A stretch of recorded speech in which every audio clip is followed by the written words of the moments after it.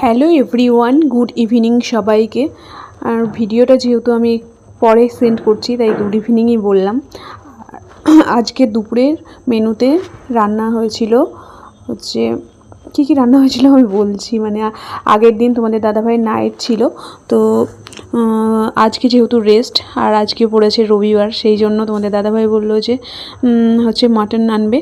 তো আমিও বললাম ঠিক আছে নিয়ে এসো। আর ফ্রায়েড রাইসটা আমার অনেক দিন থেকে ইচ্ছে করছিল কিন্তু হচ্ছিল না, তো তাই জন্য আজকেই ভাবলাম করি।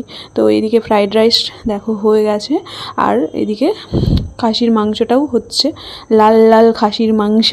তো তোমরা কি পছন্দ করো? আমার তো খাসির মাংস আর ফ্রায়েড রাইস খুব পছন্দের, আর তোমাদের দাদা ভাইয়ের হলো বিরিয়ানি পছন্দের, মানে ফ্রায়েড রাইসের চেয়েও বিরিয়ানিটা বেশি পছন্দের।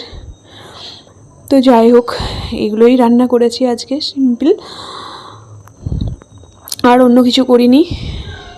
আর সাথে ছিল হচ্ছে স্যালাড, আর আমের চাটনিও ছিল আগের দিনের, সেটা তোমাদেরকে শেয়ার করিনি আর।